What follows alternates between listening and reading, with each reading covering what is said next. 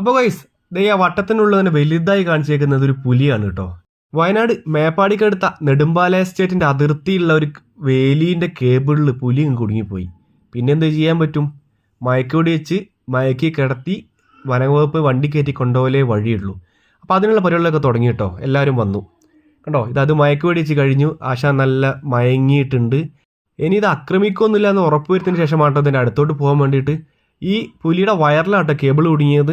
ആള് ഫുള്ളായിട്ട് മയങ്ങിയിട്ടുണ്ട്. അങ്ങനെ വനംവകുപ്പും RRT അംഗങ്ങളൊക്കെ ചേർന്നിട്ട് അതിനെ വലയിലാക്കി കൊണ്ടുവരുന്നൊരു സീനായിട്ടായി കാണുന്നത്. ഇനി നേരെ എന്താക്കണം, ഇവർ കൂടുതൽ കയറ്റണം. കൂടുതൽ കയറ്റിയിട്ട് പിന്നെ അതിന് വേണ്ട ചികിത്സ എല്ലാം കൊടുത്ത് ട്രിപ്പ് കയറ്റിയിട്ട് ഇഞ്ചക്ഷനൊക്കെ കൊടുത്തിട്ട് ഈ മയക്കം മാറാനുള്ള മരുന്ന് വരെ കൊടുക്കണം. അതിന് ശേഷമാണ് പിന്നെ ഇതിനെ കൊണ്ടുപോകും ഇവിടുന്ന്. അങ്ങനെ ആശാനൊന്ന് കാണണ്ടേ. ഇതാണ് കേട്ടോ നമ്മൾ ആ കേബിളിൽ കുടുങ്ങിയ പുലി. കണ്ടോ, ഇത്ര ഉഷാറുള്ള ആളാണിത്.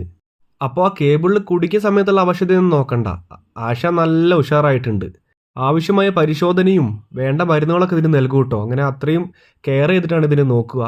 അങ്ങനെ ഇതിപ്പം വൈത്തിരി ഫോറസ്റ്റ് സ്റ്റേഷനിലേക്കാണ് ഈ പുലിയെ കൊണ്ടുപോയത്. അവിടെ നിന്നാണ് ബാക്കി കാര്യങ്ങളെല്ലാം ചെയ്യുന്നത്. കണ്ടോ അതിൻ്റെ ഒരു അറ്റാക്കിംഗ് മൈൻഡ് കണ്ടോ. ആശാൻ പുലിയാണ് കേട്ടോ, പുലി.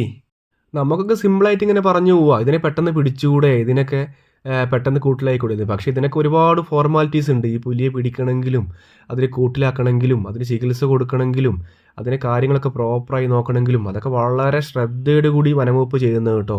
ഇതിന് വളരെ സൂക്ഷ്മതയോട് കൂടിയേ കാര്യങ്ങൾ കൈകാര്യം ചെയ്യുകയുള്ളൂ. അപ്പം അതിൻ്റെതായ ഒരു പ്രാധാന്യത്തോട് കൂടിയേ എന്ത് മൃഗമാണെങ്കിലും വന്യമൃഗമാണെങ്കിലും അവർ കൈകാര്യം ചെയ്യുള്ളൂ. ഇത് 1-2 വയസ്സുള്ള ആൺപുലിയാണ് കേട്ടോ വനംവകുപ്പ് അറിയിച്ചത്.